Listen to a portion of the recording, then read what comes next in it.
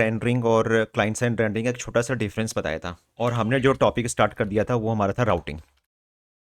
ठीक है, तो इसमें हमने बात कर ली थी ऐप, या हम इसको बोल सकते हैं पेज राउटिंग।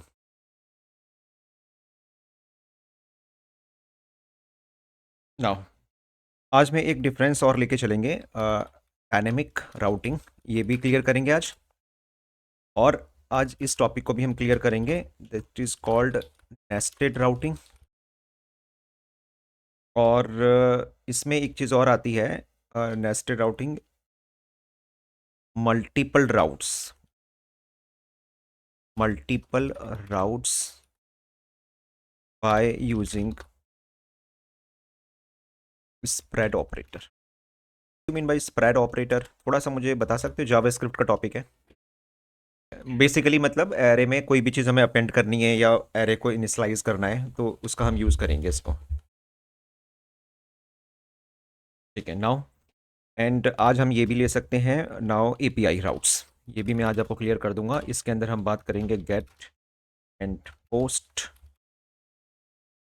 और आज फेच कैसे होगा इसके अंदर, server side, server side.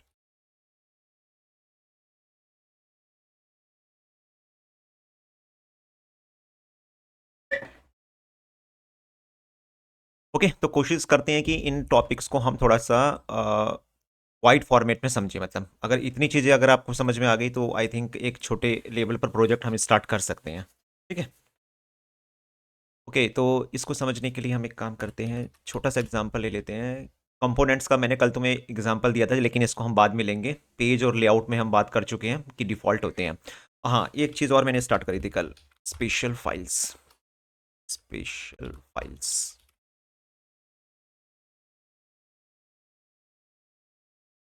Okay, तो number one, page dot G S. Special files means जो डिफ़ॉल्ट कॉन्सेप्ट है नेक्स्ट जी एस का, उसको मैं स्पेशल फाइल बोल रहा हूँ। लेआउट जी एस, कल मैंने आपको बताया था कि एरर डॉट जी एस भी होती है, और एक होती है not found dot G S. ठीक है, और डॉक्यूमेंटेशन हम दो तरीके से इसमें लेके चलते हैं, एक मैं अपनी साइट का रेफरेंस लूंगा, और एक हम नेक्स्ट जे एस ऑर्ग, जो मेन वेबसाइट है इसकी। ठीक है,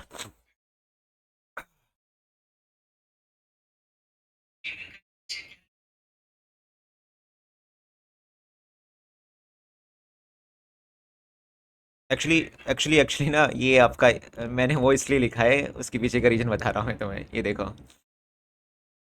हाँ, स्पेशल फाइल्स में नॉट फाउंड, ये देख रहे हो? तो इसलिए मैंने लिखा क्योंकि इनकी जो कन्वेंशन है वो हमें यही फॉलो करनी है। और इसको हम क्यों, अगर हम कस्टम की अकॉर्डिंग बात करें तो देखो, मैंने कल यहाँ पर ये लिया था child component dot G S. तो इसमें आप कुछ भी करो, कुछ भी करो, मुझे उससे कोई मतलब नहीं है, लेकिन एक कॉन्सेप्ट याद रखना, पहला कैरेक्टर आपका कैपिटल होना चाहिए बस। क्योंकि वैसे ना इससे भी फर्क नहीं पड़ने वाला, अगर तुम पहला कैरेक्टर कैपिटल नहीं लोगे फर्क नहीं पड़ेगा। लेकिन प्रॉब्लम कहाँ आएगी नेक्स्ट में, नेक्स्ट के जो रूल्स हैं, फॉर एग्जांपल पेज में यहाँ पर जाके अगर मैं चाइल्ड कंपोनेंट कॉल करता हूँ ये वाला, तो अगर मैं यहाँ स्मॉलर देन और सी लिखूंगा, C H I L D, अच्छा अभी तो ऑलरेडी है मेरे पास, तो वो उसको रिकग्नाइज कर लेगा क्योंकि तुमने कैपिटल से स्टार्ट किया है। लेकिन अगर तुमने कैपिटल से स्टार्ट नहीं किया तो वो उसको रिकॉग्नाइज नहीं करेगा, मतलब वो उसको समझ ही नहीं आएगा कि आपने अपने पूरे प्रोजेक्ट में उसको बनाया है या नहीं बनाया है। ठीक है, और देख लेते हैं अभी 15 चल रहा है ना, रूल्स अगर बदले कि नहीं बदले। एक छोटा सा एग्जांपल लेते हैं, फॉर एग्जांपल मैंने लिया अबाउट, ये ले लेते हैं, सब कुछ स्मॉल में कंपोनेंट है। मतलब अभी अभी मैं पेज डॉट जे एस की तो बात ही नहीं कर रहा हूँ, एक कंपोनेंट जैसे रिएक्ट में हम यूज़ करते हैं। ठीक है, अब यहाँ आते हैं और यहाँ पर मैं कोशिश करता हूँ, तो इसकी समझ में नहीं आ रहा है कि एक्चुअली ए टाइप किया, बी टाइप किया, मतलब इसने उसको रिकॉग्नाइज नहीं किया कि आपने कोई कंपोनेंट बनाया भी कि नहीं बनाया है। ठीक है, अब एक काम करते हैं, नेम कर दिया, और उसके बाद फिर आप कैमल नोटेशन यूज़ करो, प्रॉपर केस यूज़ करो, वो आपके ऊपर डिपेंड करेगा।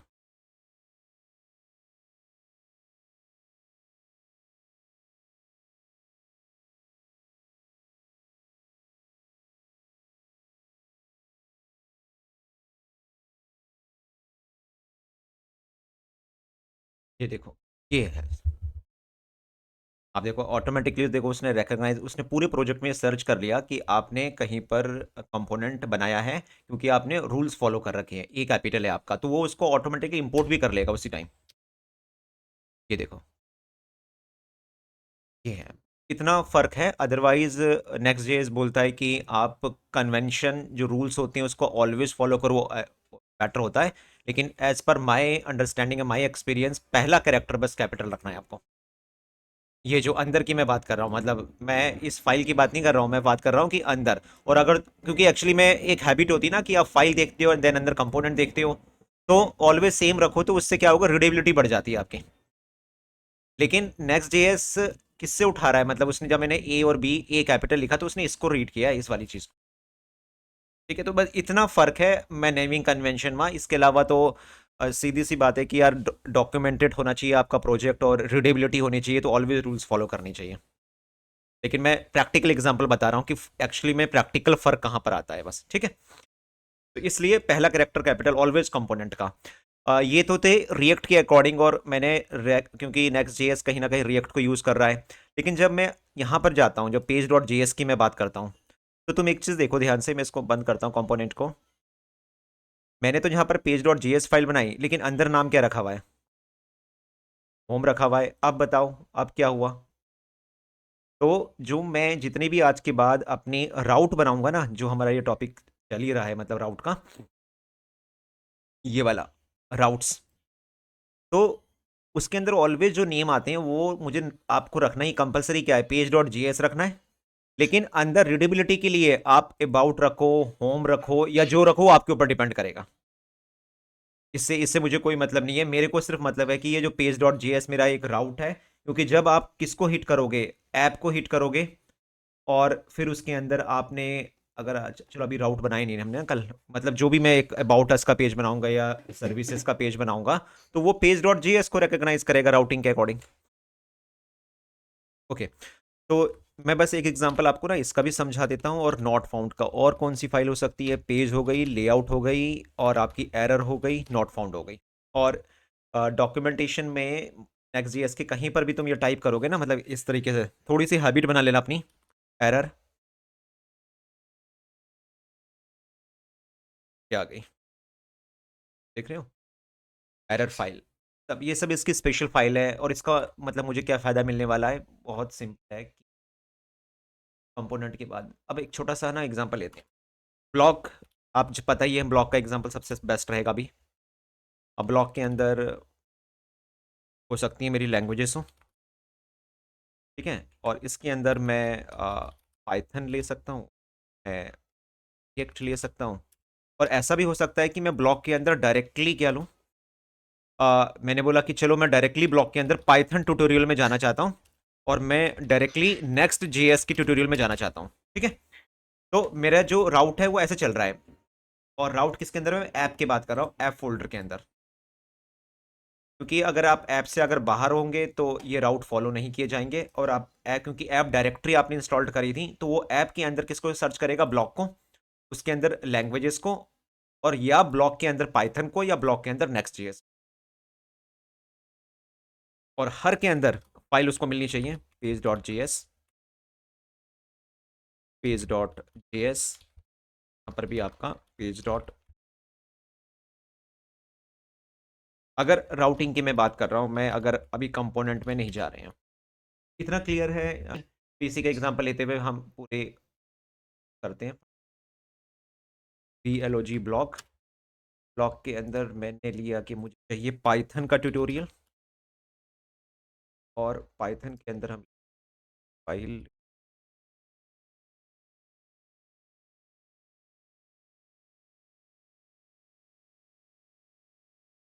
पाइथन।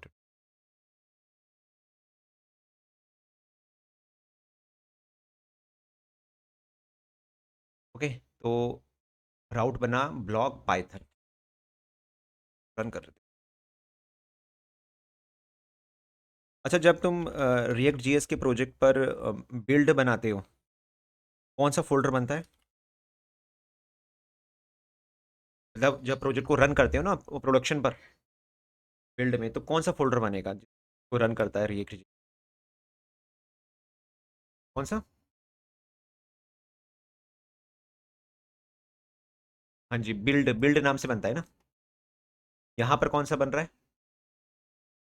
डॉट नेक्स्ट, ये ध्यान में रखना। यहाँ पर जो बनेगा वो डॉट नेक्स्ट बनेगा, जो बिल्ड बनती है और जिसके ऊपर प्रोडक्शन पर जब हम अपने प्रोजेक्ट को ले जाएंगे तो इसके ऊपर रन होता है। और मैं देव रन कर रहा हूँ, तो ये जो मेरा प्रोजेक्ट चल ही रहा है उसी को मैं रन कर रहा हूँ। तो अभी बिल्ड में बात नहीं करेंगे, हम बाद में देखते हैं। 3000 पे मेरा प्रोजेक्ट हम रन कर रहा है, तो अलग ले जाते हैं। डिफ़ॉल्ट हमारा कल जो हमने बनाया था वो चाइल्ड कंपोनेंट, ये तो कल तक हो गया था हमारा, ठीक है। एरर भी आई है, देखो यहाँ पे। ये एरर ना बहुत मिलने वाली है आपको, तो इसको तो अभी तो फिलहाल में इग्नोर करेंगे। Hydration failed because the server HTML did not, कोई रूल्स फॉलो नहीं करे इसलिए एरर आती है, ठीक है। ये हम बाद में बात कर लेंगे। ओके, तो पहला है हमारा ब्लॉग राउट ले लेते हैं। BLOG blog/pyth in Python. ये देखो, Python welcome and welcome folder. अभी ना इन वगैरह में बात नहीं करूंगा, मतलब समझ रहे हो, जैसे आउटपुट आ रहा है इसमें, वो बहुत बात की बात है, जब हम कुछ बात करेंगे। अभी सिर्फ ब्लॉग पाइथन एंड page.js पर आपका पाइथन ट्यूटोरियल मेरे पास आ गया। और यही एक्ट जी,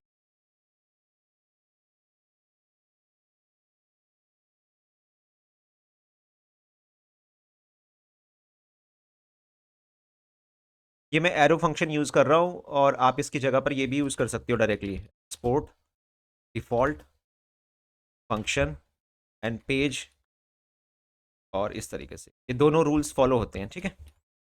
इसमें कोई वो नहीं है। ये 6 है तो इसलिए मैं ये वाला यूज़ कर, और यहाँ पर जाके मैं एक JS,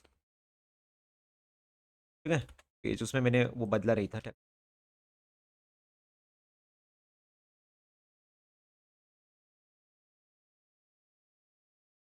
है। ये ले लिया इसने एक JS।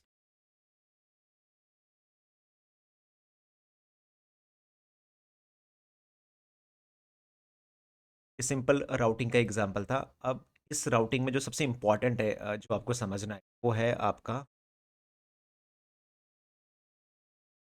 This is called dynamic routing. Okay, dynamic routing का एग्जांपल हम ये मान के चलेंगे कि ऐप के अंदर जैसे एक वेबसाइट होती है ना ई कॉमर्स की, तो उसमें तो बहुत सारे आपके प्रोडक्ट होते हैं, ठीक है। आप प्रोडक्ट तो ये भी हो सकता है कि आप मोबाइल फ़ोन सर्च कर रहे हो, आप कोई मेडिसिन सर्च कर रहे हो, और उसकी इंफॉर्मेशन एक पर्टिकुलर पेज के अंदर आती है। तो अगर मैं अपनी ई कॉमर्स की वेबसाइट बना रहा हूँ, और मेरे पास मोबाइल भी एक स्लग है, मतलब स्लग ले लेता हूँ, कोई मोबाइल स्लग को भी सर्च कर सकता है, राइट, कोई इलेक्ट्रॉनिक्स को भी डायरेक्टली सर्च कर सकता है। और ऐसे तो स्लग की जो कैटेगरी होती है वो तो बहुत ज़्यादा होगी ना, तो मैं क्या उतने यहाँ पर वो बनाने जाऊँगा क्या? मतलब ऐप के अंदर प्रोडक्ट, फिर उसके अंदर मैं एक फ़ोल्डर बनाऊँगा मोबाइल इलेक्ट्रॉनिक्स, या हम ले लेंगे कि प्रोडक्ट में ही हम ले लेते हैं कि प्रोडक्ट की आईडी अलग-अलग होती है, 100 हो सकती है, 102 हो सकती है, 104 हो सकती है। तो कोई ऐसा तरीका हो सकता है कि यूआरएल में मैं स्लग बदलूँ, और उस पेज में उस स्लग के अकॉर्डिंग इन्फॉर्मेशन चेंज हो जाए, जैसे प्रोडक्ट का डिटेल पेज होता है। तो आपने जो डिटेल पेज जैसे अमेजन पेज होता है, तो उसके अंदर आपने देखा कि ऊपर जैसी स्लग या कैटेगरी आईडी या आईडी बदलती है तो नीचे डिटेल पेज बदल जाता है। तो मैं ये चाहता हूँ कि ना मैं ये जो यूआरएल तो एक ही रखूंगा, मतलब यूआरएल मेरा एक रहना चाहिए, पेज.js के अंदर RA, यहाँ पर जो स्लग होगा, चाहे वो मोबाइल हो चाहे इलेक्ट्रॉनिक्स हो, या मोबाइल के अंदर भी स्मार्टफोन हो फीचर्ड फ़ोन हो, उसके अकॉर्डिंग मेरा यहाँ पर डाटा बदलना चाहिए एज पर प्रोडक्ट। अब प्रॉब्लम मेरे पास क्या है कि मैंने राउट तो बना दिया, मैंने यहाँ पर जाता हूँ, आई होप कि मैंने अलग बनाया है इसे। हाँ, ऐप के अंदर प्रोडक्ट है, ठीक है, दोनों अलग अलग है। ऐप के अंदर एक आपका ब्लॉग है, एक आपका प्रोडक्ट है। तो एज पर प्रोडक्ट ही मेरा पेज आ गया यहाँ पर।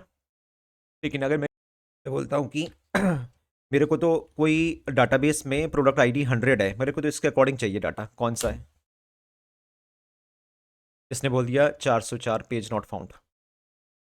लेकिन मैं ये भी बोल सकता हूँ कि यार मेरे को तो प्रोडक्ट चाहिए मोबाइल से रिलेटेड जो इन्फॉर्मेशन है वो शो करो। तो यहाँ पर हमारे पास क्या आ गया? हमारे पास यहाँ पर आ गए कि एक्चुअली मल्टीपल राउट हो गए, मतलब प्रोडक्ट के अंदर भी मैं एक पर्टिकुलर पैरामीटर की बात कर रहा हूँ। मैं एक स्लग की बात कर रहा हूँ, वो कुछ भी हो सकता है, वो नंबर भी हो सकता है, वो टेक्स्ट भी हो सकता है, वो कुछ भी हम ले सकते हैं इसको। अब प्रोडक्ट के ये जो मैंने यूआरएल बनाया यहाँ पर, फोल्डर जो बना रखा है, इसको ये पता कैसे चलेगा कि जो पेज डॉट जेएस है, इसको ये कैसे क्लियर होगा कि मैं यहाँ पर मोबाइल की बात कर रहा हूँ, या मैंने यहाँ पर 101 भेजा है प्रोडक्ट आईडी की बात कर रहा हूँ, या यहाँ पर कोई स्लग है जिसके अकॉर्डिंग मुझे इन्फॉर्मेशन फैच करनी है। अच्छा, इसका मतलब मुझे थोड़ा सा आप क्लियर करोगे? ये जो मैंने लिखा है इसका क्या मतलब है? आपने क्वेरी पैरामीटर बोला, और दूसरा तरीका मैं ऐसे लिखता हूँ 101। अब अभी भी मैं वही बात वही बोल रहा हूँ, लेकिन तरीका अलग है। वहां मैं क्वेरी पैरामीटर के अकॉर्डिंग आपको शो कर रहा था, अब मैं ये चाह रहा हूँ कि प्रोडक्ट के बाद जो दूसरा पैरामीटर होगा वो ऑलवेज मेरी आईडीएस अलग होगा। अब रिएक्ट में मुझे बता सकते हो कोई ऐसा तरीका by that you can get the parameter from the URL? कोई ऐसा तरीका है? रिएक्ट के अकॉर्डिंग आंसर देना मुझे। पेज का यूआरएल से निकालना है, क्या यूज करते हैं? ओके, रिएक्ट राउट यूज करते हैं।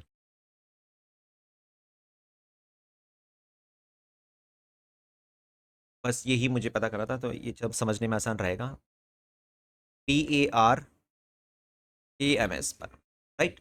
यहाँ पर सिंपल आपको नेक्स्ट, क्योंकि इन्होंने फ्रेमवर्क है तो आपको इतना ज़्यादा वो करने की ज़रूरत नहीं है R&D। सिर्फ उन्होंने बोला कि आप परम्स नाम का एक प्रॉप पास करोगे, और जो भी आप यहाँ पर यूआरएल में आप दे रहे हो वो आप यहाँ पर गेट कर सकते हो। तो इसको हम पहले सिंपल कंसोल डॉट लॉग करके मैं आपको दिखा दूँ। डॉट लॉग और PARA अभी ओपन कर लेता हूँ। को उठा के हम यहाँ ले जाते हैं ताकि आपको बड़े व्यू में दिखे, और मैं इसको रन कर रहा हूँ। एरर आई। अच्छा, ये hydration error. Console dot log भी कुछ मैसेज दे दे, पता ही नहीं चल पा रहा है। पैरा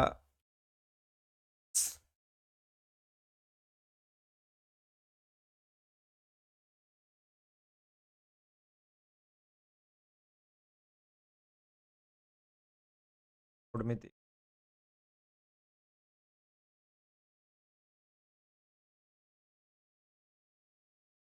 हमारे को वो कहीं पर मिली नहीं। डॉट लॉग देखते हैं।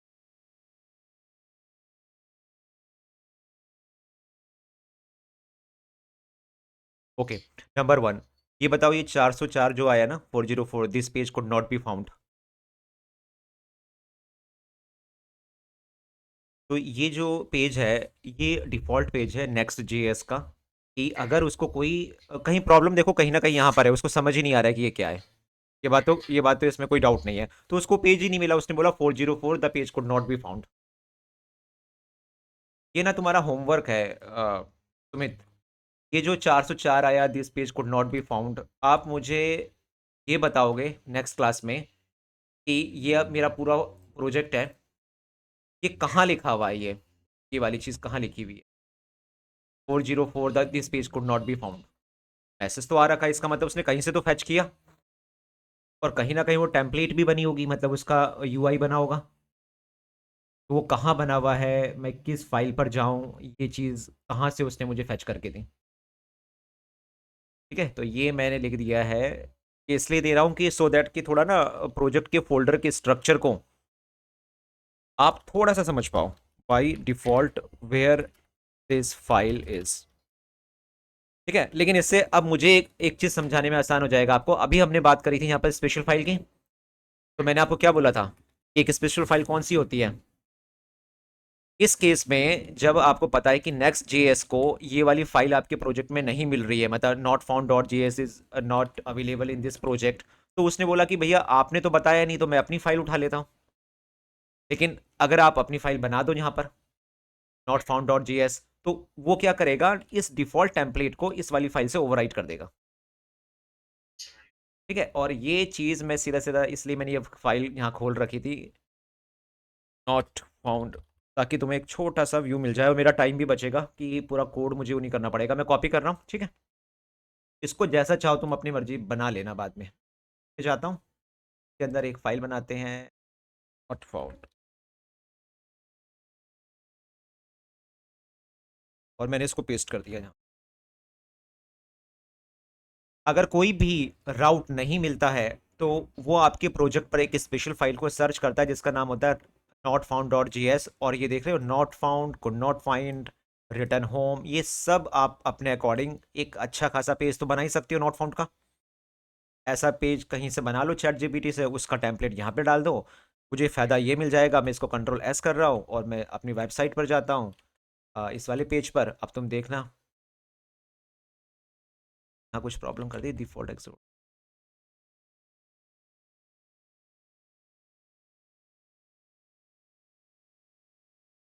एक मैं दोबारा से मैं इसको कंट्रोल F5 करता हूँ। 404 नॉट फाउंड। एक्चुअली मैं वो रिफ्रेश करना था एक बार, मुझे फोर्सली रिफ्रेश करना था। देखो क्या लिखा हुआ रहा है, ये फायदा मुझे मिल जाता है आपकी स्पेशल फाइल नॉट फाउंड को यहाँ लिखने का। ये चीज़ इसीलिए मैंने आपको बताया था कि स्पेशल फाइल एक कौन सी होती है, नॉट फाउंड। तो आई थिंक तुम्हें ना दोनों ही चीज़ें एक साथ क्लियर हो गई कि अगर ये फाइल नहीं होगी तो वो अपनी कौन सी फाइल उठाएगा, डिफॉल्ट। और डिफॉल्ट कहाँ, कहीं ना कहीं तो होगी, ये तो 100% श्योर है, उसको कहीं ना कहीं तो होना चाहिए। वो कहाँ होगी ये मैं तुम्हारे ऊपर छोड़ रहा हूँ, आप मुझे सर्च करके बताओगे कि कहाँ पर वो फाइल होनी चाहिए। और क्या डिफ़ॉल्ट का ये मैसेज तुम बदल सकते हो कि मतलब यहाँ पर मैं कुछ लिखना चाहूँ, हेलो हाउ आर यू, क्या तुम लिख पाओगे कुछ ऐसा? उसी तरीके से जब मैंने नोड के प्रोजेक्ट को रन करा था, यहाँ पर मैं टर्मिनल में दिखा रहा हूँ, तो यहाँ ये क्या लिखा हुआ आ रहा है, local H T T P 3000 network. तो ये भी तो कहीं ना कहीं उसने लिखा ही होगा ना इस प्रोजेक्ट में। तो ये सारी चीज़ें, क्या मैं यहाँ पर मैसेज बदल, मैं लोकल की जगह पर लिखना चाहता हूँ हेलो लोकल नेटवर्क की जगह पर कुछ और लिखना चाहता हूँ, तो क्या is it possible to change everything, update everything in Next JS? तो ये कुछ होमवर्क आप अपनी तरफ से करना। ठीक है, अब आगे बढ़ते हैं। फिलहाल ये हमारे पास नोट जेएस का प्रोजेक्ट आ गया, और नोट पर इस साइट, ये देखो यहाँ पर मैं आपको दिखाना चाह रहा था, get compiled not 500 internal error, कुछ 500 में चला गया ये। तो अब हम यहाँ चलते हैं प्रोडक्ट के अंदर। अभी हमारी बात हो रही थी कि आगे कोई नंबर भी हो सकता है, कोई स्लग भी हो सकता है, और उसको फाइल ही नहीं मिली। फाइल क्यों नहीं मिली, अब ट्रेस करते हैं इस चीज़ को, रीजन जानते हैं। मैं हूँ ऐप के अंदर, फिर मैं गया आपका, इसको बंद कर देते हैं, प्रोडक्ट के अंदर। अब प्रोडक्ट के अंदर क्या मिल रही है आपकी, पेज डॉट जेएस। तो आपने तो कहीं बताया ही नहीं अपने नेक्स्ट जेएस के सर्वर को कि यहाँ पर इस प्रोडक्ट के बाद आप एक स्लग यूज़ करने वाले हो। क्योंकि उसको क्या इन्फॉर्मेशन, वो बोल रहे हैं कि आप इसको हटा दो, मैं प्रोडक्ट को सर्च करूंगा आपके प्रोजेक्ट पर, और उसके अंदर जो पेज डॉट जेएस फाइल है उसको मैं रन कर दूंगा। उसके उसके दिमाग में तो यही बात है, ये देखो एज पर प्रोडक्ट ये आ गया। और अब मैं अगर नोड में जाता हूँ तो तुम देखो यहाँ पर, ये जो मैंने प्रिंट करवाया था, ये जो प्रिंट करवाया था परम, ये देखो इसने पता नहीं क्या क्या उठा के दे दिया। ये यहाँ से चलता हूँ, ये देखो परम क्या गया, एक प्रॉमिस बेंडिंग, इसमें बहुत सारी इंफॉर्मेशन आ गई मेरे। और यहाँ पर ये क्या है आपका, दिखा रहा है पेंडिंग प्रॉमिस। इसका थोड़ा-सा मुझे डिस्क्राइब करोगे? अगर कहीं पर भी ये एरर, अगर तुम्हें मतलब तुमने किसी चीज़ को ना हिट किया, सपोज़ कोई एपीआई किसी फंक्शन को, लेकिन उसके रिस्पॉन्स में आपको मिल रहा है प्रॉमिस पेंडिंग, इसका क्या मतलब होता है?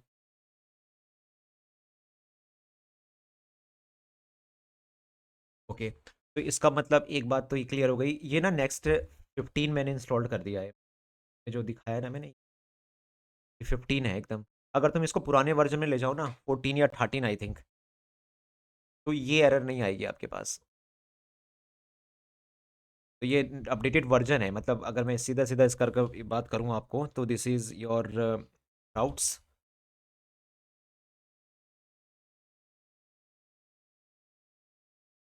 और यहाँ पर मतलब आपको है ना सर्च करके भी कैसे जाते हैं, थोड़ा सा ना आपको जो मेन ऑफिशियल डॉक्यूमेंटेशन उसमें आना चाहिए। हमारा टॉपिक सर्च करो, आपको जल्दी मिल जाएगा। मैं एक्चुअली 15 के अकॉर्डिंग है, तो एक चीज़ मैं बता दूं सो दैट कि आपको अपडेटेड इन्फॉर्मेशन मिल जाए। आई थिंक इन्होंने ये बात कहीं लिखी भी है। देखो मैंने परम कैसे यूज़ किया, देखो मैंने ये परम डाला, ये मैंने कहाँ दिए प्रोडक्ट में गए, और मैंने देखो परम ये लिखा और डायरेक्टली परम को यूज़ कर लिया। और इन्होंने कुछ और तरीका अप्लाई किया है यहाँ पर जावास्क्रिप्ट के अकॉर्डिंग, देखो कुछ तरीका अलग है इनका। और इन्होंने एक चीज़ लिखी भी है, ये देखो गुड टू नो, ये देखो हमेशा ये लिखती हैं इस बात को। अब देखो क्या लिखा है, इसको समझना। Since the params prop is promise, साफ साफ लिख दिया। You must use async await और reacts use functions to access the values. In version 14 and earlier, params was a synchronous prop. तो इसका मतलब पहले क्या था, ये आपका सिंक्रोनस था, तो ये डायरेक्टली मैं अगर इसको यूज करूंगा ना, तो ये वाली एरर नहीं आने वाली है हमारे पास, तो आपने यहां पर देखी इस वाले में, ये वाली। लेकिन अब नया वर्जन आ गया तो बात बोल रहे हैं to help with backward compatibility you can still access. बोला आप यूज तो कर सकते हो, लेकिन फिर आपको ये भी मिलेगा हाथों हाथ, मतलब ये वाला मैसेज भी मिलेगा। और मैं तुम्हें हाथों हाथ ये ना आगे बढ़ के यूज भी करके दिखा देता हूँ।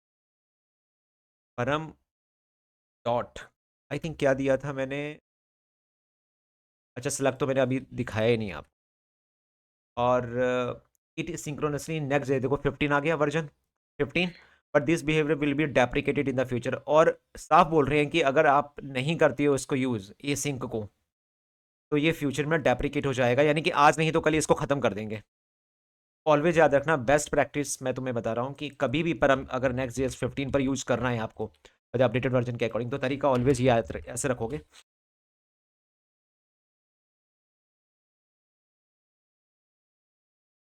यहाँ पर मैं क्या एक काम करते हैं, अभी मैं तुम्हें सिर्फ यही दिखाता हूँ, वो ज़्यादा क्लियर होगा। परम्स या PAR करता हूँ यहाँ पे PAR को प्रिंट। लेकिन प्रॉब्लम यह है कि उन्होंने साफ बोल दिया कि इन 15 नेक्स्ट जेएस 15 ये आपका अब प्रॉमिस हो चुका है, और प्रॉमिस होगा तो अवेट लगाओगे। और आप अवेट किस में लगा सकते हो, वो फंक्शन जो किस टाइप के होते हैं, एसिंक्रोनस होते हैं, तो मुझे एसिंक बनाना पड़ेगा।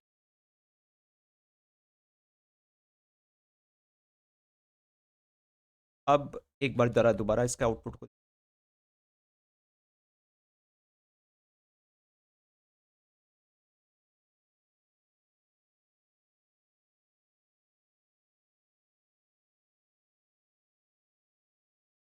ठीक है वो सही बोल रहा है, एम्प्टी आएगा मतलब। लेकिन अब तुमने एक चीज भी तो नोटिस करो, अब वो वाली एरर नहीं आई ना प्रॉमिस वाली। वो अलग बात है कि भाई आपने तो अभी कोई स्लग कोई वेरिएबल तो डिफाइन किया ही नहीं अपने यूआरएल में।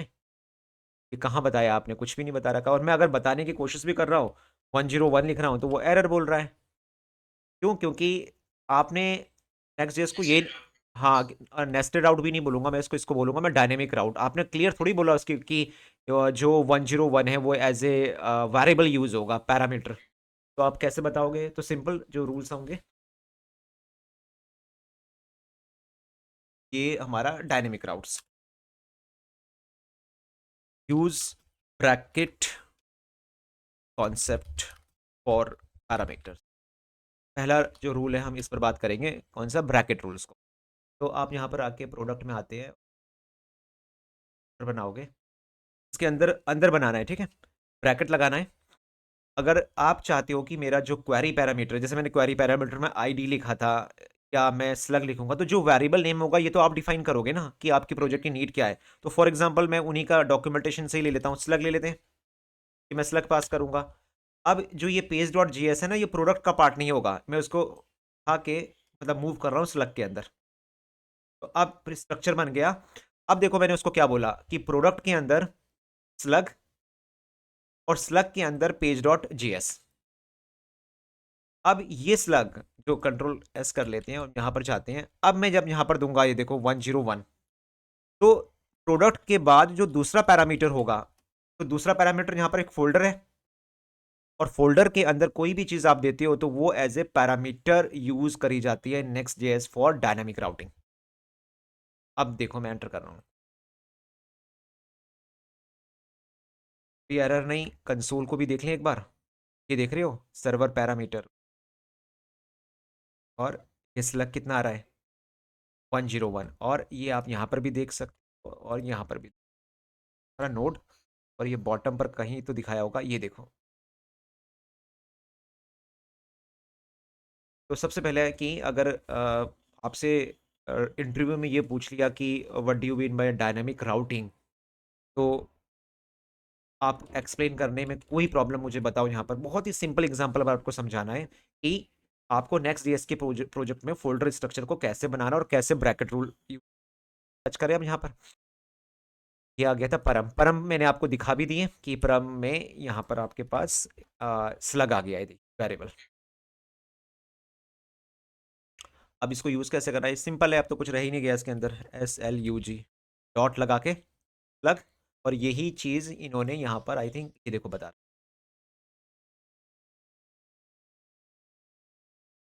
तो अब मैं इसको स्लग ही कर दूं तो ज़्यादा बेटर होगा। स्लग नाम कुछ भी रख सकते हो, आपके ऊपर डिपेंड करेगा।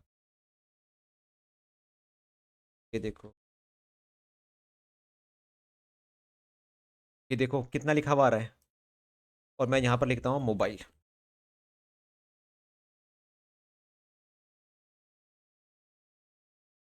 यहाँ पर आ गया, और इसको प्रिंट करना है तो उसमें अब तो कुछ रह ही नहीं गया है प्रिंट कर, तो हम यहाँ कर सकते हैं।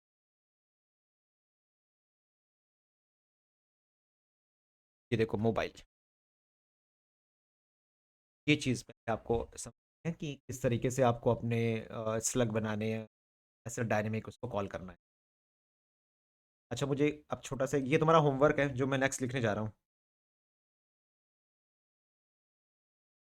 अब मुझे बताओ मैं एंटर करूँगा क्या होगा,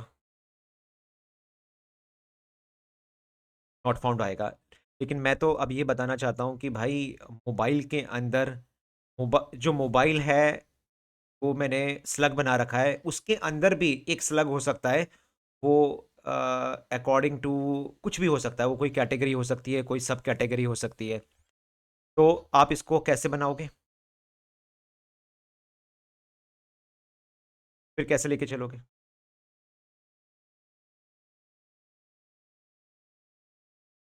बिल्कुल, और उसके अंदर एक पेज डॉट जेएस बनाओगे आप, तो जो स्ट्रक्चर डिफाइन हो जाएगा वो आपका कुछ ऐसा हो गया ना। फिर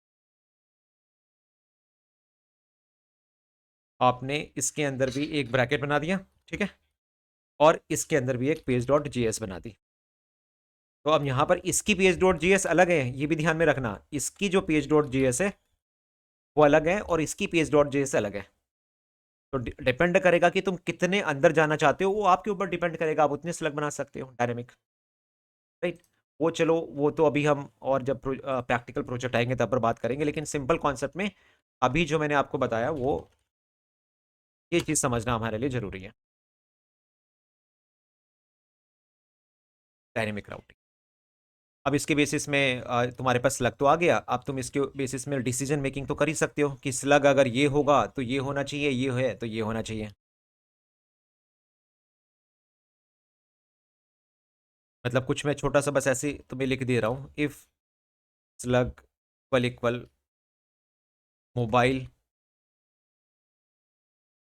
तो ये हो, और if slug found in database, suppose आपने मोंगो या माई का कनेक्शन बना रखा है, तो आपने पहले वो आईडी कहाँ चेक करी, डाटाबेस के अंदर। अगर वो प्रोडक्ट आईडी मिल गई तो देन आपने डाटा को फैच करके लेके आए। तो ये छोटा सा बस मैं व्यू बता रहा हूँ, वो तो जब हमारे कनेक्शन बनेंगे तब हम उस पर बात करेंगे। तो इस तरीके से स्लग का यूज करके आप डिफरेंट डिफरेंट चीज़ों को शो कर सकते हो। ठीक है, अब बस मैं यहाँ पर एक चीज़ बता दूँ कि अभी जो मैंने ये तुम्हें ये बताया प्रोडक्ट वाला जो एग्जाम्पल लिया, अब इसमें मैं अगर ये बोलूँ तुमसे कि प्रोडक्ट के अंदर 100 एक प्रोडक्ट है, 101 एक प्रोडक्ट है, 103 एक प्रोडक्ट है, 104 या 5 एक प्रोडक्ट है। मैं कुछ ऐसी स्ट्रक्चरिंग करना चाहता हूं, मैं ये बोलना चाहता हूं प्रोडक्ट के बाद कुछ भी होगा, एक वेरिएबल, दो वेरिएबल, तीन वेरिएबल, चार वेरिएबल, उनमें से कोई भी प्रोडक्ट डाटाबेस में मिल गया, उस पर्टिकुलर को मैं प्रोडक्ट डिटेल पेज पर शो करूंगा। तो एक तरीका तो अभी जो हमने बात किया था, तो उसमें तुम्हें नहीं लग रहा कि बहुत ब्रैकेट बन जाएंगे, बहुत स्ट्रक्चर बहुत नेस्टेड नहीं हो जाएगा? तो यहाँ पर हमारे पास हैव, प्रोडक्ट के अंदर जा रहा हूँ, यहाँ पर जाके एक नहीं लेता, ब्लॉक में लेता हूँ ज़्यादा, जिसमें है अभी हाँ ले लेता हूँ।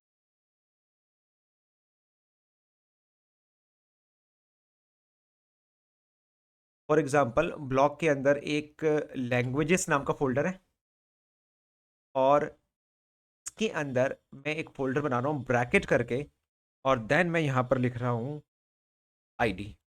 इस बार मैं बोल रहा हूँ कि जो आपका ब्लॉग होगा ना, उसकी एक आईडी होगी, चाहे पाइथन का ब्लॉग है उसकी एक आईडी होगी, या कोई भी एक होगा उसकी एक आईडी है। अब यहाँ पर जाके पर इससे पहले एक, दो, तीन तीन डॉट लगाएं, और आईडी मैंने यहाँ पर लिख दी। अभी मैंने यहाँ पर जब आपको बताया था कि इस वाले टॉपिक पर बात करेंगे, multiple routes by using spread operator, तो अभी जो मैंने रूल्स बताए थे वो ब्रैकेट था जिस पर आपने एक वेरिएबल डिफाइन किया, और उसके अंदर मैंने स्लग लिखा था। तो आप खुद सोचो ना, जैसे अभी आपने मुझे बताया कि what is spread operator, spread operator एक एरे को इंडिकेट करता है। तो आपने ब्रैकेट के अंदर तीन डॉट लगाए, और उसके बाद कोई भी वेरिएबल, मतलब ये याद मत रखना कि मैंने आईडी दिया है, instead of ID you can put value, you can put students, you can put anything, जो भी आपको लगता है कि देना है। अब मैं इसके अंदर जाके एक फाइल बना रहा हूँ, पेज डॉट जीएस, और आर ए यहाँ पर आ जाते हैं।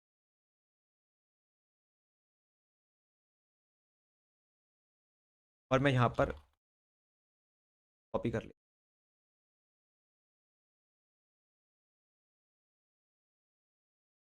सेम कॉन्सेप्ट यहाँ पर लेके चलो।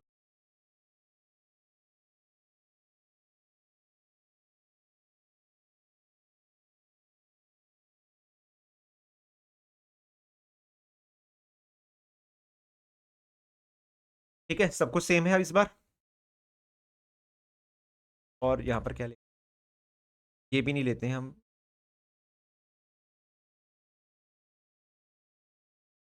मैंने नहीं, पहले मैं सिंपल एक बार परम्स को ही देख लेना प्रिंट करके, है ना, पहले ऐसे लेके चलते हैं, फिर बाद में उसको सेपरेट कर दूंगा मैं अलग।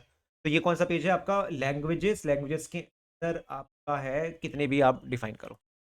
तो मैं जाता हूँ लैंग्वेजेस, लैंग्वेज ब्लॉक के अंदर तो नहीं है, ब्लॉक के अंदर ही है।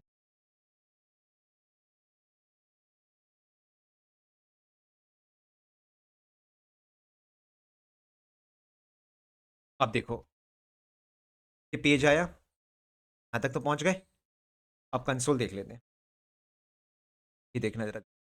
हाँ देखो क्या आया, बड़ा कर दूँ, ये देखो, ये मैं बताना चाहता। तो जो आपका नेक्स्ट जेएस है उसमें ना राउटिंग का जो स्ट्रक्चर होता है, डायनेमिक राउटिंग के जब हम बात करते हैं, तो उसको दो तरीके से आपको देखना है कि आप उसको कितना नेस्टेड बनाने जा रहे हो।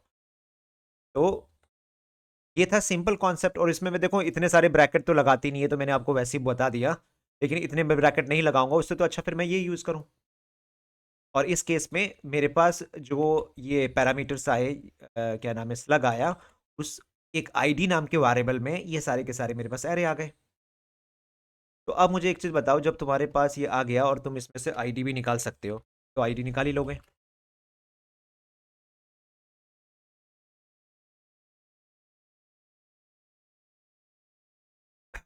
तो टॉप में मेरे पास ये देखो आ गई HTML CSS जावास्क्रिप्ट। तो अब क्या मेरे लिए इजी नहीं हो गया कि इन आईडी को मैं आइटरेट करके, या डाटाबेस की MySQL क्वेरी में भेज के डाटाबेस में चेक करके कि कौन कौन सी आईडी अवेलेबल है, उसके अकॉर्डिंग डाटा रिटर्न नहीं करवा सकता हूँ एक ही बार में, है ना। तो इंस्टेड ऑफ दैट, मतलब मैं तो यही प्रीफर करूंगा कि आप ये मल्टीपल ब्रैकेट यूज ना करके, अगर सिंगल है तो काम चल जाएगा, अदरवाइज आप किसको यूज करो, स्प्रेड ऑपरेटर। तो दो चीजें हमारे पास यहाँ पर आती है कि एक हो गया प्रोडक्ट के बाद ब्रैकेट स्लग, और एक दूसरा तरीका हमारे पास आ गया कि आप लैंग्वेजेस के बाद ब्रैकेट के बाद अगर तीन डॉट लगाते हो, तो हम उस वो एरे में कन्वर्ट हो जाएगा। मतलब ये चीज आपके, तो भी यहाँ लिख देता हूँ, parameters will be converted to arrays, और उसके अकॉर्डिंग उनको आप फेच कर सकते हो।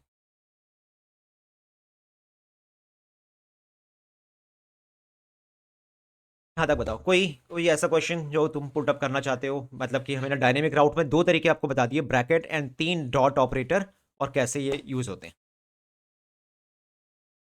कोई प्रॉब्लम नहीं, क्लियर, ठीक है। और स्पेशल फाइल्स भी क्लियर हो गई आज के बाद।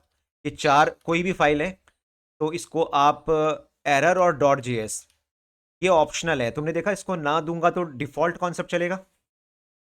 अच्छा, इसमें मैंने तुम्हें ये तो बताया ही नहीं अभी, एरर डॉट जीएस बताई कहीं? नॉट फाउंड बताया है, एरर कहीं बनी थी? बट रुको, यहाँ पर पेज आ गया ना, ऐसा कर सकते हैं कि तुम्हें एरर बना दो यहीं पर। जावा स्क्रिप्ट में बताओ एरर कैसे बनती है। रो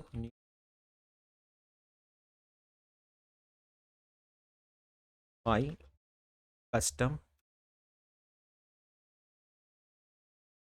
ठीक है। तो मैं एक काम करता हूँ, इस पेज में ना एरर ही कर देते हैं वापस स्लग वाला पेज।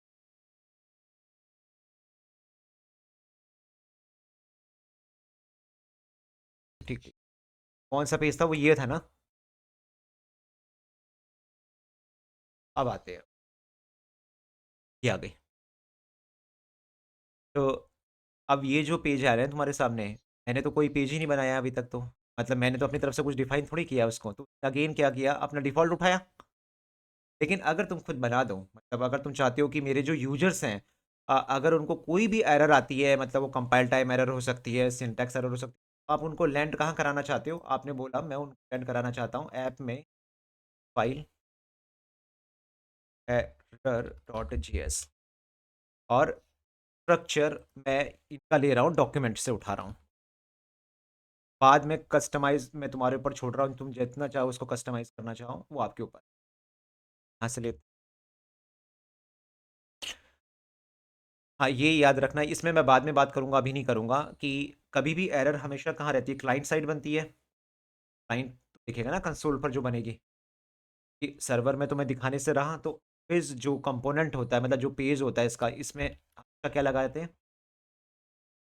उस क्लाइंट, क्योंकि देखो क्लाइंट नहीं लगाओगे तो आप एरर तो फिर सर्वर साइड चली जाएगी, तो उसको बाय डिफॉल्ट आपको यूज क्लाइंट बनाना ही बनाना है, ये ध्यान में रखना। और ये आ गया समथिंग वेंट रॉन्ग, और रीसेट उन्होंने बटन दे दिया है कि मतलब बार बार उसको री रेंडर करवाते जाओ, कि एरर अगर दूर होगी तो वो सही हो जाएगा। ये इनका अपना स्ट्रक्चर है, इसके अकॉर्डिंग तुम कुछ भी यूज़ कर सकते हो। माई कस्टम में एक चीज़ और लिख देता हूँ, माई कस्टम है। अब को रिफ्रेश करते हैं, उस पेज में जाते हैं, ये देखो क्या आ गया। यहाँ पर इस पेज को जितना तुम ब्यूटीफुल और कस्टमाइज बना सकते हो वो आपके ऊपर डिपेंड करेगा। हाँ, तो यहाँ पर आपका, इसलिए इन्होंने क्या करा कि इनको स्पेशल फाइल बोला और ये चीज़ें यहाँ पर डिफाइन कर दी, जिसमें जो दो हैं वो ऑप्शनल है, मतलब ये नहीं देती हैं तो बाय डिफॉल्ट ले लेगा। लेकिन आप इस वाली फाइल को फिलहाल नहीं हटा पाओगे, और इस वाली फाइल को नहीं हटाओगे, क्योंकि ये आपकी क्या है, स्टार्टिंग पॉइंट है पूरे प्रोजेक्ट का, जो पेज डॉट जीएस है ना, क्योंकि देखो यहीं से तो उसने हिट किया है ये वाला होम का। वहाँ इसको कैसे करेंगे इन फ्यूचर कस्टमाइज वो हम बाद में बात करेंगे, लेकिन अभी के लिए ये चीज़ कंपलसरी है, और ये दोनों चीज़ें क्या होगी आपकी, ऑप्शनल। ओके, अब हम पहले पेज में जाते हैं, या मैं यहाँ वाले पेज में, तो हमारा स्टार्टिंग पॉइंट था, और थोड़ा सा इंट्रोडक्शन मैं आप देने जा रहा हूँ आप यहाँ पर।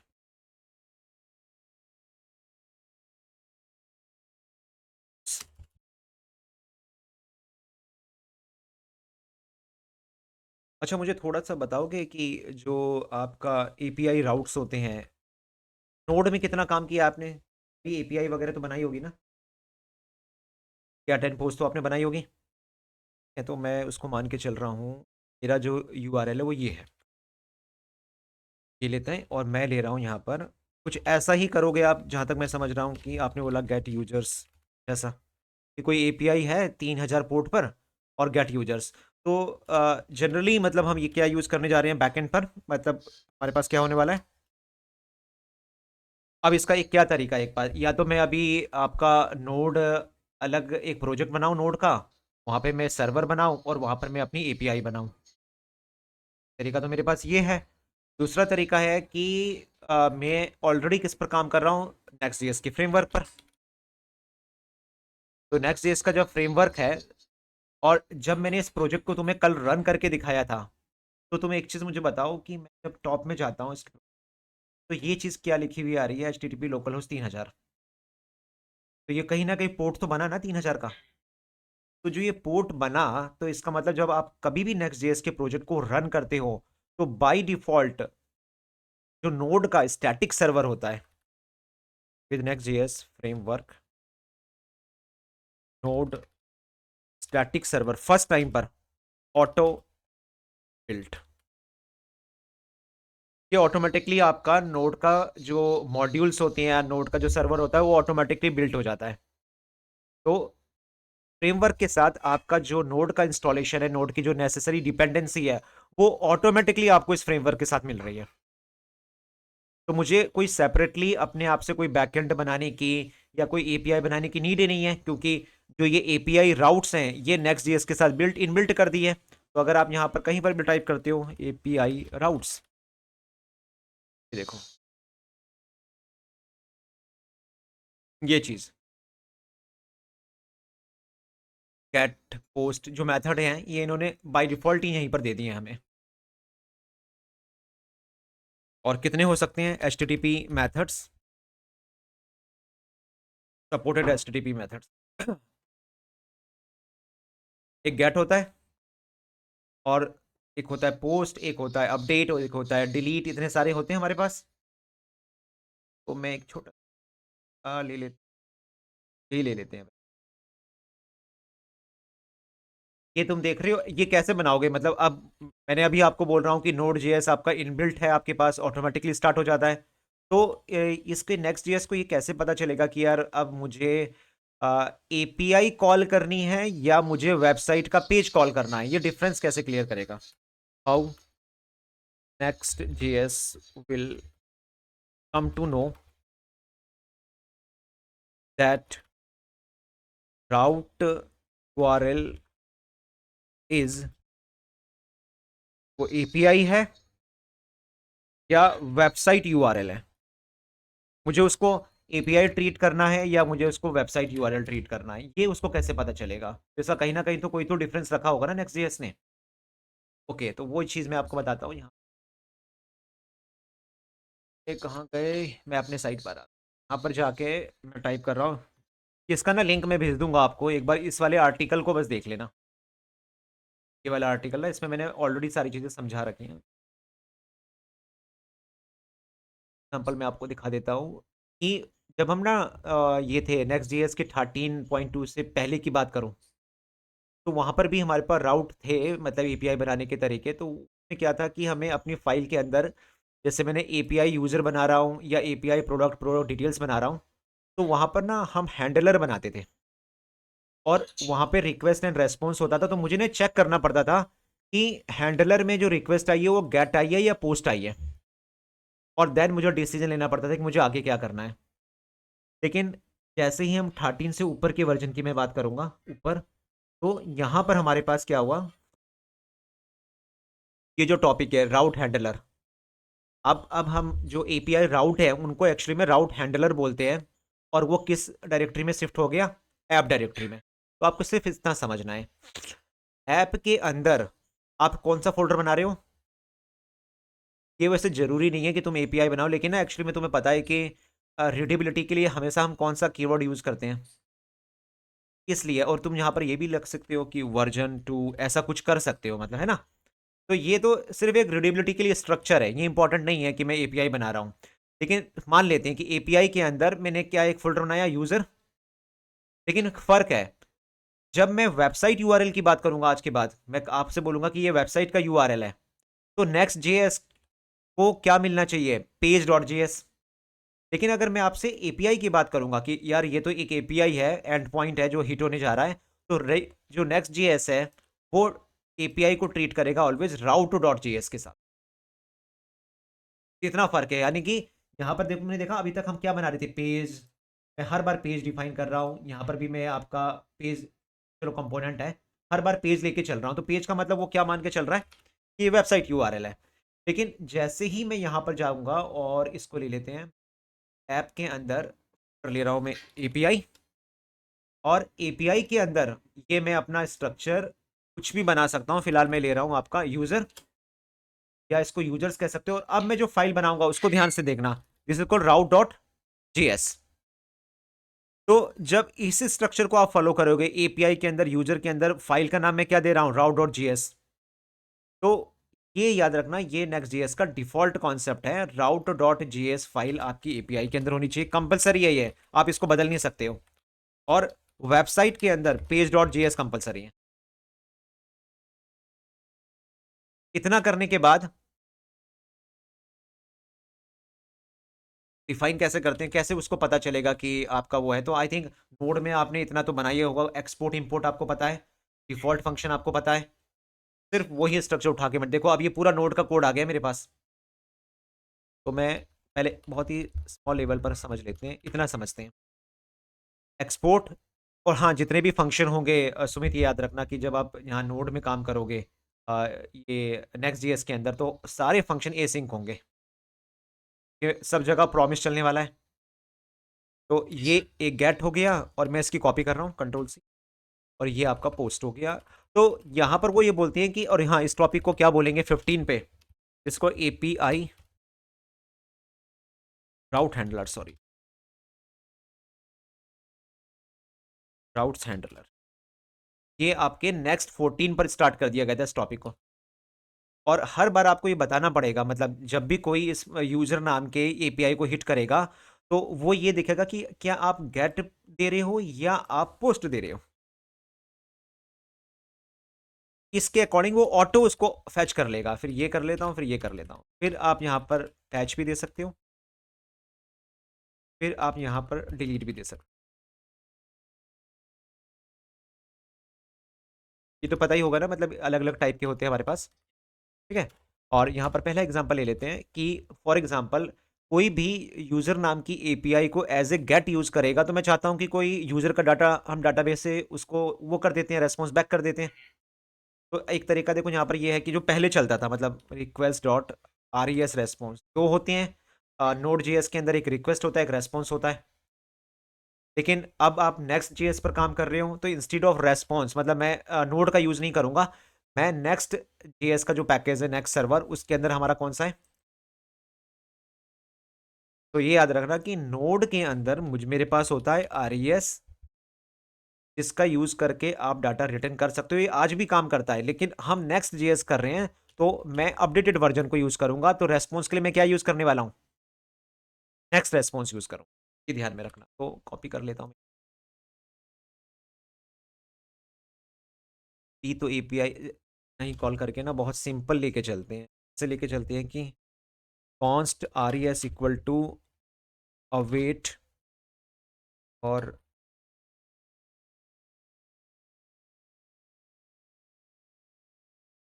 Next response dot JSON. ये तो क्लियर होगा कि जैसन में क्यों भेजते हैं हम लोग।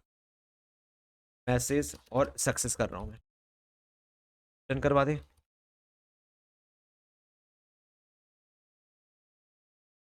ओके। वीएस कोड के अंदर आप कोई एपीआई क्लाइंट बताओ जिससे मैं एपीआई हिट कर सकता हूँ। 100 क्लाइंट यूज कर, क्लाइंट लेते हैं।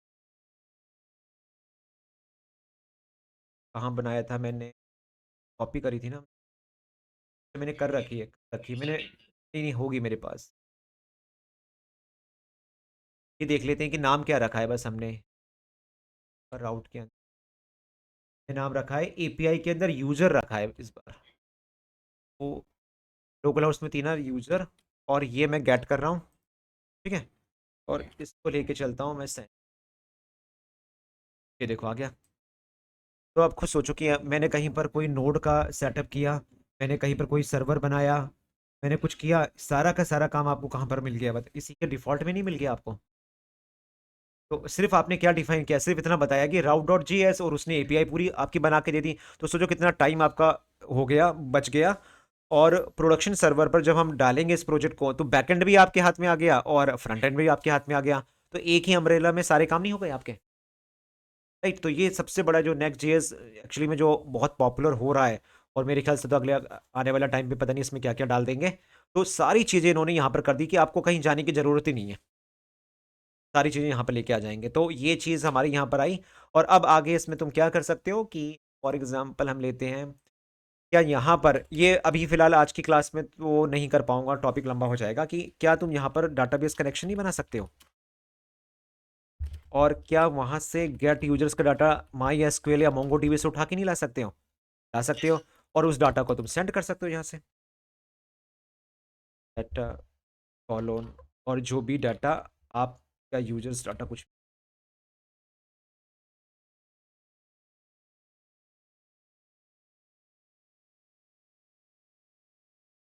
या एक काम करता हूँ मैं कि ये वाली एपीआई जानते हो ना, जैसन प्लेस होल्डर, ये डिफॉल्ट मिलती है, इसी को ले लेते हैं ना एग्जाम्पल में। सबसे अच्छा तरीका तो यही है। तो तुम्हें ये भी क्लियर हो जाएगा कि मल्टीपल एपीआईज आप यहाँ पर कैसे कॉल कर सकते हो। और इस बार हो गया। ओके। ये तो गेट है, मेरे ख्याल से गेट ही होना चाहिए, पोस्ट तो है नहीं, तो ये हटा देते हैं फालतू की चीज़ें ना। फैच डाटा आया, और ये मेरे पास यूजर्स आ गए, ये मेरे पास उनका डाटा आ गया, और ये मैंने डाटा यहाँ पर भेज दिया।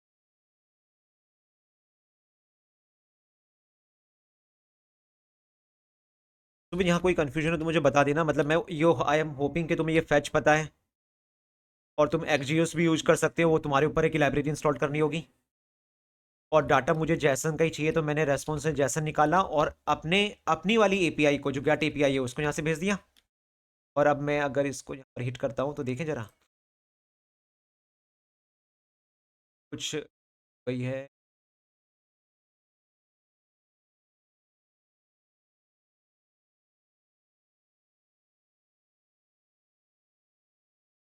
यहाँ देख लेते हैं ना क्या बोल रहा है। यहाँ कुछ गड़बड़ हो गई है, can not access R E S before initialization, कुछ ना मैंने बस वही रह गया।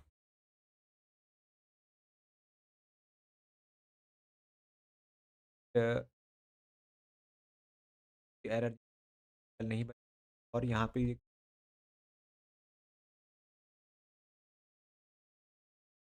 प्रॉपर डाटा हमारे पास। अब हमारे पास जो कनेक्शन बने, आपने ये भी देख लिया कि एक्सटर्नल एपीआई भी हिट हो रही है बहुत आराम से, और उसका डाटा, और यहाँ से मैं डाटाबेस कनेक्शन भी हिट कर सकता हूँ, एंड डाटा रेफरेंस भेज सकता हूँ। और इसी तरीके से क्या हम पोस्ट डाटा नहीं भेज सकते, कि आपकी पोस्ट एपीआई है वो भी हिट हो सकती है ना? सेम कॉन्सेप्ट चलेगा। बस डिफरेंस क्या है, अब तुम्हें बस इतना पता, अभी गेट को मैं आउट फ्रंट में कॉल करके भी दिखाऊंगा इस वाली एपीआई को अपने प्रोजेक्ट में, लेकिन उससे पहले एक बार पोस्ट को भी समझ लेते हैं, सेम कॉन्सेप्ट। अच्छा, एक ही राउट पर दो चीजें कॉल हो जाती है, तो आपको पता है ना कि राउट एक ही है, लेकिन उसमें अगर मैं गेट की जगह क्या करूंगा, तो वो पोस्ट हिट करेगा और गेट पर गेट हिट करेगा। तो यूआरएल एक ही है, लेकिन हमारे पास डिफरेंस कहां पर आ गया, कि ये पोस्ट है और ये आपका गेट है। का मतलब मैं यहाँ पर ऐड कर रहा हूँ डाटाबेस में, मैं यहाँ पर फेच कर रहा हूँ, बस इतना डिफरेंस है। यहाँ पर हम इसको ले लेते हैं R E Q comma are E S, और इतना बड़ा डिफरेंस आपको पता होना चाहिए कि आई थिंक नोड में ऐसा नहीं होता है, कि अगर मैं इसके अंदर कुछ पैरामीटर भेजना चाहता हूँ, ये वाली को पोस्ट कर रहा हूँ मैं यहाँ पर, और मैंने यहाँ पर कुछ दो तीन चीज़ें भेजना चाह रहा हूँ, कि कॉमा के साथ मैं भेजना चाहता हूँ ईमेल,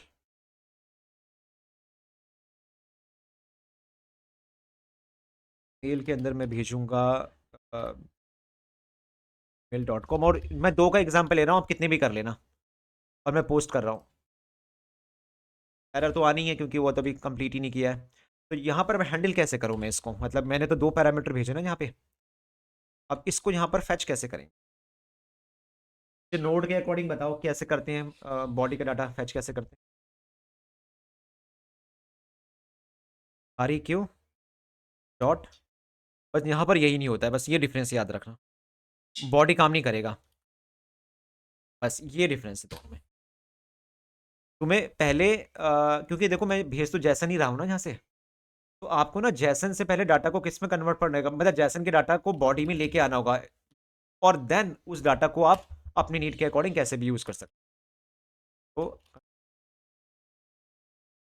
यहाँ पर लेते हैं, और मैं बॉडी को ही रिटर्न कर देता हूँ, ताकि तुम्हें क्लियर भी हो जाए कि भेजा क्या था और आउटपुट क्या मिला आपको। अब जरा देखना इसको, या अब क्या रह गया? पोस्ट, मैंने यहाँ पर क्या है, पोस्ट यूजर डाटा भी सही है, कंसोल कभी कर लें।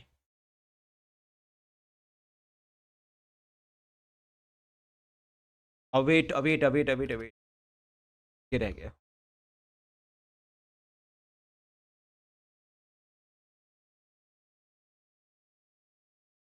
रिजल्ट में देखिए, टेस्ट अवेट। एक काम करते हैं, मैं इसको ना प्रिंट कर लेता हूँ पहले, ताकि मुझे ये क्लियर हो सके कि एक्चुअली में डाटा आया क्या है वहाँ से। कंसोल, और एक बार सर्वर को भी चेक कर लें कि सर्वर ने कुछ फैच। आर ई एस, ये तो सही है 505, मतलब मैं एरर भी देख नहीं पा रहा हूँ इसका मतलब। तो console dot log and body.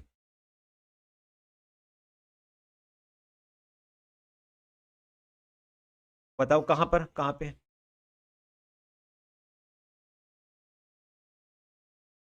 मैंने, ओ ओ ओ ओ ओ ओ, बिल्कुल सही बोला आपने ये बात तो। आर ई एस, और आर ई एस तो मैं फिलहाल यूज़ भी नहीं करने वाला हूँ।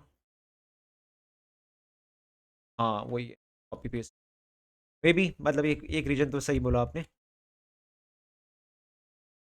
ये देखो, तो बस इतना है, मतलब आपको डिफरेंस याद रखना है कि जब मैं कोई पोस्ट एपीआई बनाऊंगा नेक्स्ट जीएस के अंदर, तो उसके डाटा को फैच करने के लिए सिर्फ जैसन लगाना है।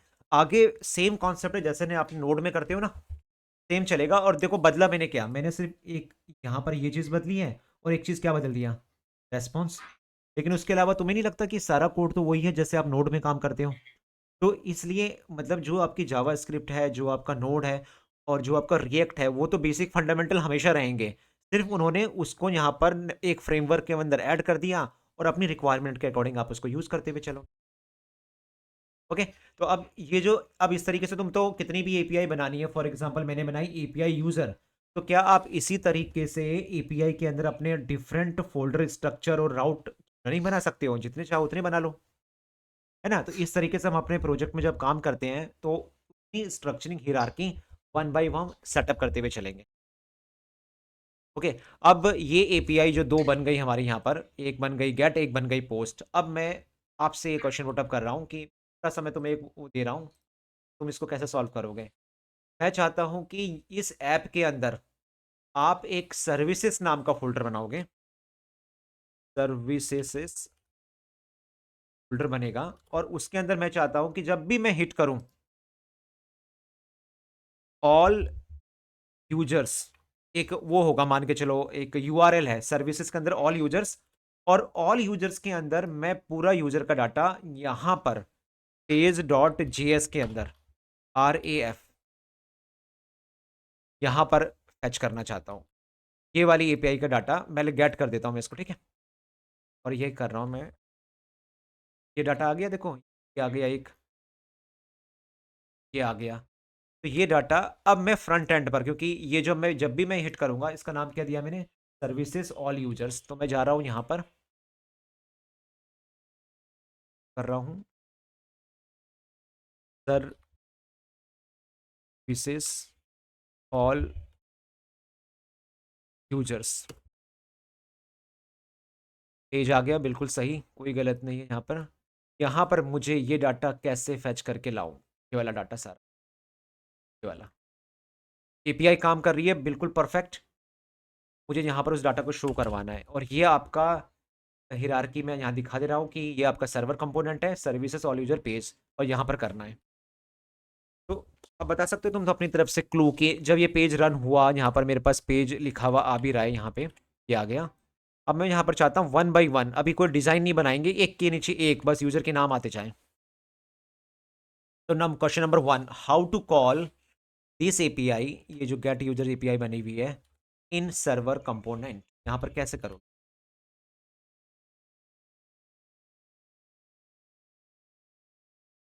क्वेश्चन नंबर, तुमने सबसे पहले मुझे बोला कि मैं डायरेक्टली फैच कर सकता हूँ, डायरेक्टली।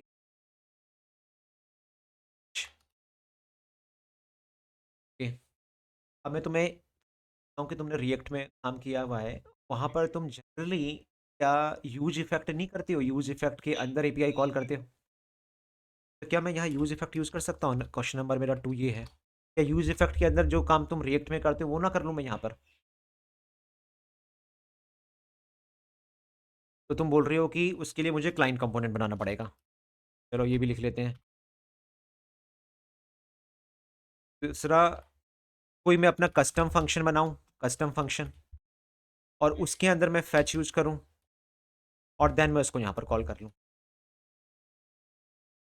तो नंबर वन, जब आप सर्वर कंपोनेंट में हो तो ये वाला कॉन्सेप्ट तो खत्म ही हो गया, मैं यूज नहीं कर पाऊंगा क्योंकि मुझे क्लाइंट में जाना पड़ेगा। ठीक है, अब आके तुमने बात बोली कि मैं डायरेक्टली यूज कर लूं, या मैं ये बोल रहा हूं कि कोई ऐसा फंक्शन बना लो जो जिसको ना मैं एज पर डिमांड कॉल कर सकूं, क्योंकि अगर तुमने डायरेक्टली कॉल किया तो मुझे बताओ कि जब ये पेज लोड होगा तुम्हारा ये वाला, तो क्या हर बार तुम्हारी फैच एपीआई कॉल नहीं हो जाएगी? होगी ना। लेकिन मैं ये चाहता हूं कि इस पेज के अंदर कुछ ऐसा हो जाए कि तुमने एक अपना फंक्शन बना लिया, खुद ही एक कस्टम फंक्शन बना लिया। अभी देखो मैं इस प्रोजेक्ट को ना और ज़्यादा हिरारकी नहीं बना, मैं यूटिलिटी अलग ले जा सकता हूँ, मैं एक अपनी फाइल अलग बना सकता हूँ जहां पर as per demand function call करूँ। अभी के लिए मैं सब कुछ यहीं करके दिखा रहा हूँ। तो क्या ऐसा बेटर तरीका नहीं है, मतलब कि जिसको बोलते हैं ना कि जब हम किसी प्रोजेक्ट में काम करते हैं तो पहले ही सोच के रखो कि कोड का ऑप्टिमाइजेशन लेवल कितना होगा।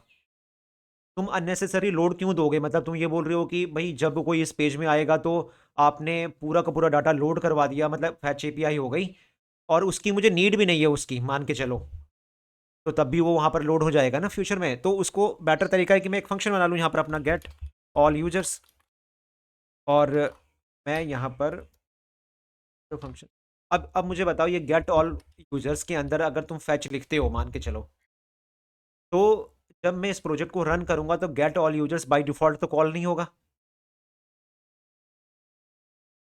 तो कॉल करना पड़ेगा ना। तो इसका मतलब आपने एक ऐसा ऐसा ट्रिगर बना दिया कि जो एज पर नीड आप ऑन ऑफ कर सकते हो।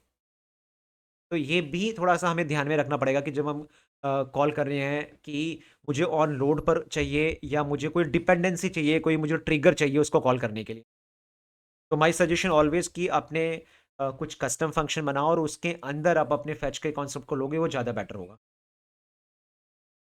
तो मैं यहाँ पर जाके फैच कुछ भी ले सकता हूँ, वो तुम्हारे ऊपर है क्या ले रहा हूँ, इसको ले रहा हूँ फिलहाल। एपीआई का नाम क्या है आपका? देन यहाँ पर ले, और श्योरली कि ये भी क्या होने जा रहा है, ये सिंक होना ही होना है। अवेट कॉपी होगा, और इसको हम कराने जा रहे हैं रिटर्न। ये चीज़ आ गई। तो आपने फ्रंट में जब ये मेरा ये वाला पेज रन होगा यहाँ पर, तो वो आपकी एपीआई कॉल होगी ये वाली, लेकिन कब होगी? जब मैं इस फंक्शन को कॉल करूँगा। ठीक है, तो मान लेके मेरे को इसकी नीड है इसकी, तो मैं इसको कॉल करने के लिए अवेट, और इसको ले लेता हूँ लेट ऑल, या यूजर्स ही ले लेता हूँ, ऑल भी क्या लिखना।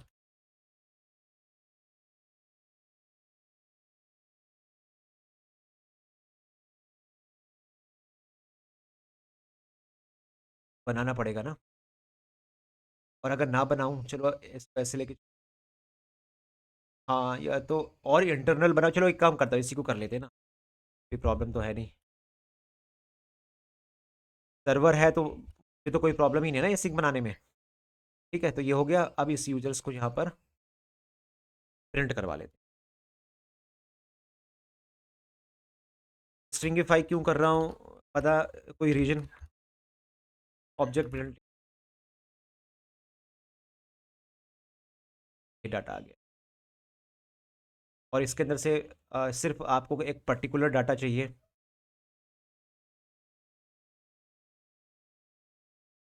नेम ले ले,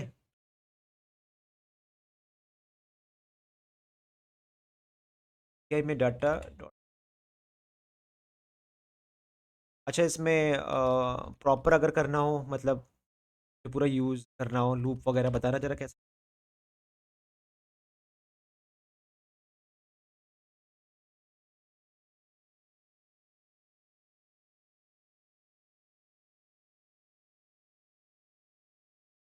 आ रहा हूँ, आ रहा हूँ।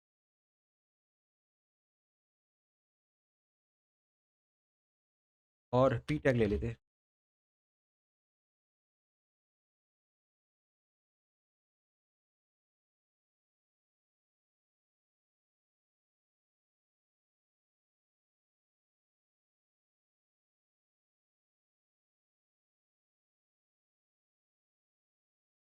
विदाउट रिटर्न हो सकता है क्या? Without return.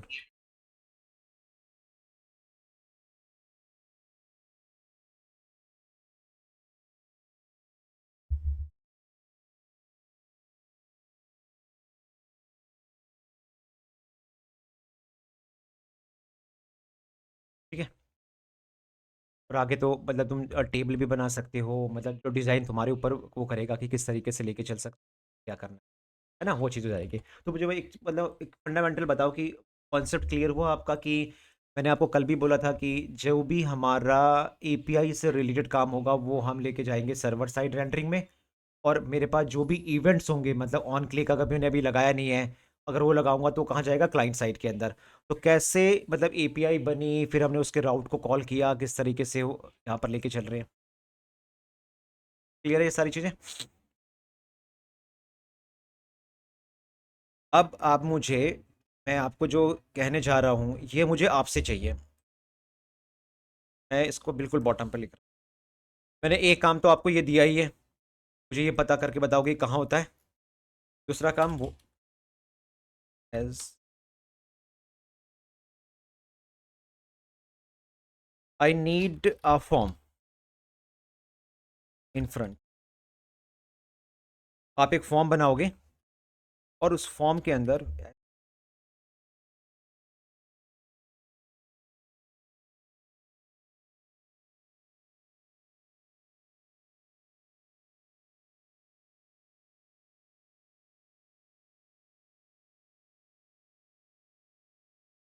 इतने ही लेके चलते हैं अभी। और इस फॉर्म पर मेरे को चाहिए ऑन क्लिक। ठीक है। मैं जब इस फॉर्म पे ऑन क्लिक करूं, मतलब मैं ये होप कर रहा हूँ कि ये वाला जो पेज है यहाँ पर एक फॉर्म है, मैं मान रहा हूँ। आप यहाँ पर मुझे कोई यूजर सबमिट का या कोई ऐसा यूआरएल बना लेना और उसके अंदर एक फॉर्म दिखाओगे। ऑन क्लिक पर जो भी मैं name, mail, mobile address fill करूँगा, वो पूरा का पूरा डाटा आप एक एपीआई को सेंड करोगे। जो यहाँ पर है यूज़र, मैंने इसको पोस्ट करूँगा तो यहाँ पर नेम, ईमेल, मोबाइल सबमिट होगा। और वो जो डाटा सबमिट होगा मेरे पास, इस वाली एपीआई में चाहिए मुझे वो डाटा।